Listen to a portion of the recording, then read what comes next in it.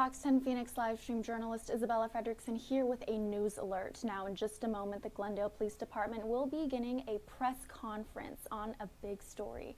Now, details are limited on what this major story is about, but we do know that there is a lot of public and media attention to this case. They will be discussing details and developments of this case, and I will be playing it now. Continue to stay with Fox 10 Phoenix for that continued coverage. To all the detectives that put all their time and effort into bringing justice for my sister Judy. It was a horrible thing that happened to my sister. No family should have to go through that, but a lot of families do. All I have to say is thanks to the Glendale PD. We have somebody in custody, somebody that's going to be arrested, and justice will be served for my sister. Thank you. And with that, we're going to bring forward Officer Moroni Mendez. He'll have the details behind the case, and we'll take questions at the end for both Judy as well as Officer Mendez.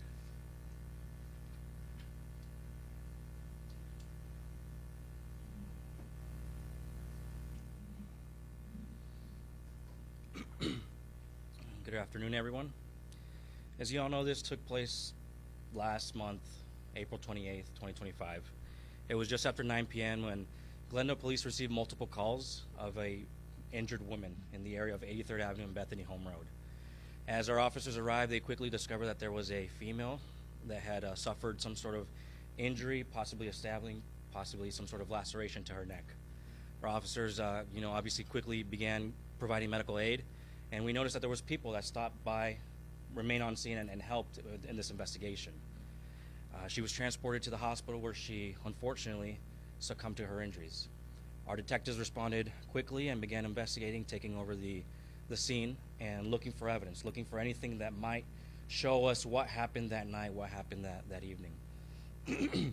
Unfortunately, we weren't able to find any video surveillance of any kind showing what had taken place. But obviously there was still much more stuff to investigate. We had discovered that Judy had boarded one of our Valley Metro buses in the Valley and got off at that intersection. And, the investigation just kept going from there. It was seen on bus video that Judy had a cell phone with her. She had a cell phone with her when she was getting off the bus, and after she was transported to the hospital and the scene was completely gone through, the cell phone was nowhere to be found. So it was after extensive detective work and investigating that we were able to obtain cell phone data records, and those are the ones we used to locate where that cell phone went after this incident. It was determined that the cell phone was moving in a westward direction into a nearby neighborhood, and that's obviously what provided our detectives with a lot more investigative leads and hints and clues as to where to continue this investigation. As they began conducting surveillance in the area and looking for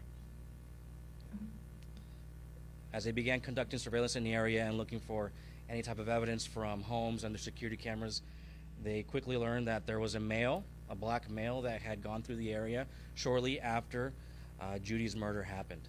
That male has since been identified as 27-year-old James Marshawn Christopher Weekly. As they continued the investigation, they were able to write a search warrant for James' residence. After searching the residence and making contact there, James was apprehended, and a cell phone matching Judy's cell phone was located inside the home.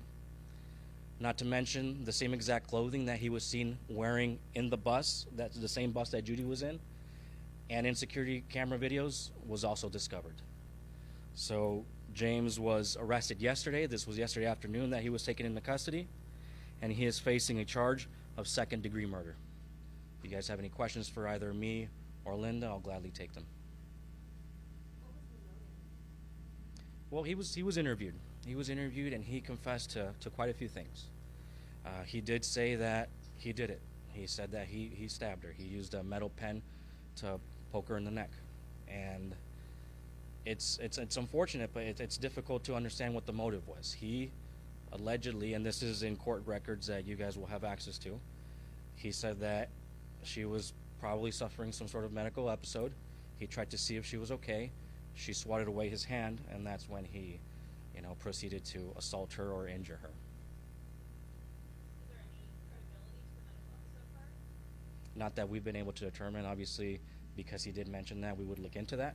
But at this moment, no. Talk about the detective.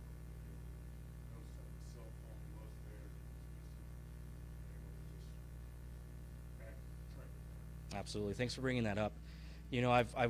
We've all worked closely with the detectives on this case, and being in their offices, being amongst them within the last few weeks, they've mentioned something that Linda mentioned earlier: justice for Judy. That's what they've been repeating over and over again: justice for Judy. And it's not just for Judy, but every single one of our victims that we have in Glendale, we have the same feeling. We want justice for them. So our detectives did extensive research, extensive investigating, hours of surveillance, obviously processing the data that comes from a cell phone data dump. It's a lot of numbers. It's a lot of information that they have to process, sort through, and sift through so they can determine what that data means. We have very skilled detectives that take pride in their work, that go to hours upon hours of training to be able to understand everything that they need to do to bring justice to our victims. What happened to the metal pen that was During the interview, that was asked, and what James had said is that he threw it away in a trash can at his home or near the scene. Mhm. How long did you have this cell phone on you before, I mean, you say that you guys found it broken in the trash can, so was he walking around with this for a period of time?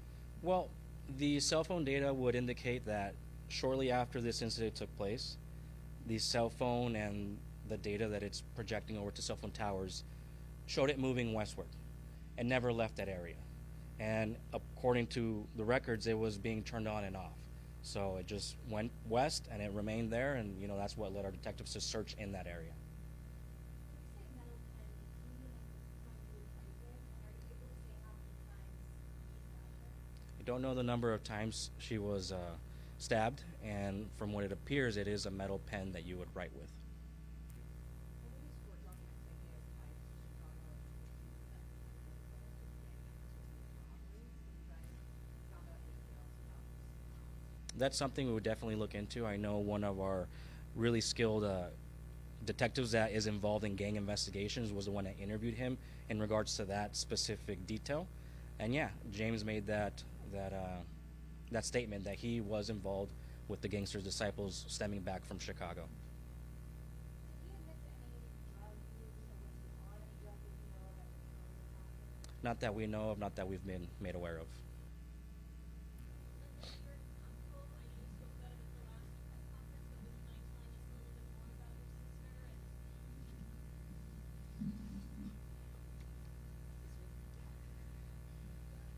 My sister was a great person. She had a great heart. She was of service always. She was kind. We just had her celebration of life on Saturday. We had 120 people showed up, but that's not all the people that she touched. She touched her apartment complex where she lived, and she touched a lot of hearts. It's amazing to me how many hearts she didn't care if they were homeless, on drugs. She always made sure that they had something to eat. One of her what is it called, her neighbors, excuse me, she told us, she says, Judy snuck in a couple ladies, homeless ladies, let them take a shower, fed them, and then they left. Because, I mean, what does a shower do for the homeless? Makes a big, big difference for people. And what she did, she made a big difference. She touched these people. Thank you. does this arrest feel like closure for your mom? Yes, my mom feels elated that they found justice for a senseless murder, because it was senseless. My sister, I don't know what he thinks that he was trying to help her. He had intentions. He knew what he was going to do. But that's just my personal opinion. Please, that's just my personal opinion. So, anybody else? How do you mean by that? Because my sister wasn't on drugs. She wasn't drinking. And he said that he wanted to help her. Yeah, yeah. No, he just touched her. He touched her, and my sister took her hand off because she was, she was by herself late at night. She was defending herself. No, I can't tell you. I don't know. That's something is going to go with my sister. She's the one that had that conversation, not me. I'm just assuming. Yeah. She was going to get the 83rd bus to go to my mom on 83rd and Monroe. That's where we live, where we grew up, on 83rd and Monroe. So she was going to go over there, and then the next day they were going to have a surprise party for one of my cousins, and that's when we found out.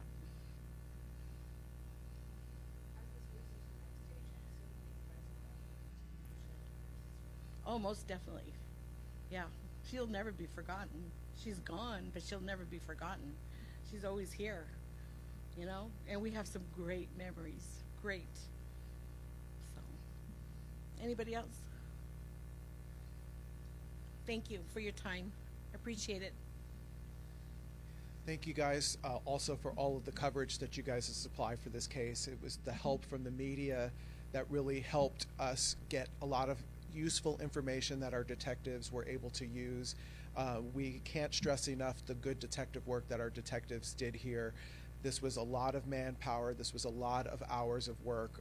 As you know, we've been dealing with a lot here in Glendale, and our detectives never lost sight on what they were doing for this family, and they really wanted closure, and they are so proud that they were able to get closure for this family the way they did. Once again, thank you for your time today and the coverage. Thank you all.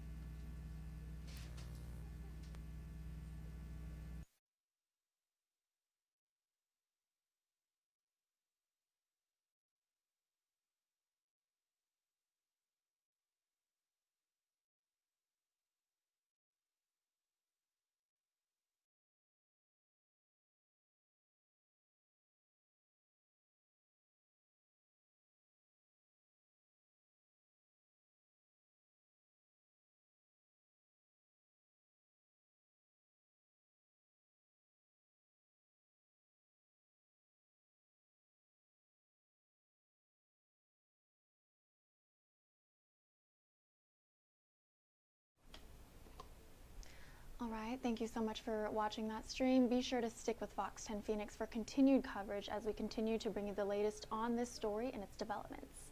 Isabella Fredrickson with Fox 10 Phoenix.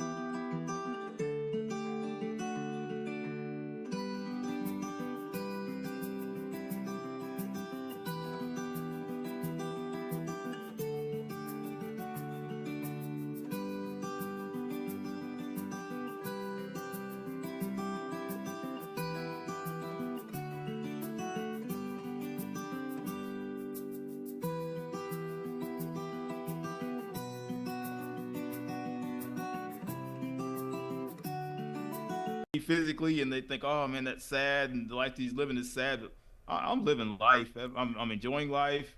I've got awesome friends and awesome family. I've got an awesome circle. I have nothing to question God about in that way. And if anything, I need to thank him for the perspective that I have that is uncommon in this world, I believe. And hopefully that's what I can share with others. Yeah. That's so awesome. Yeah, you have said that you don't wait for doors to open. I mean, you are knocking down your own walls.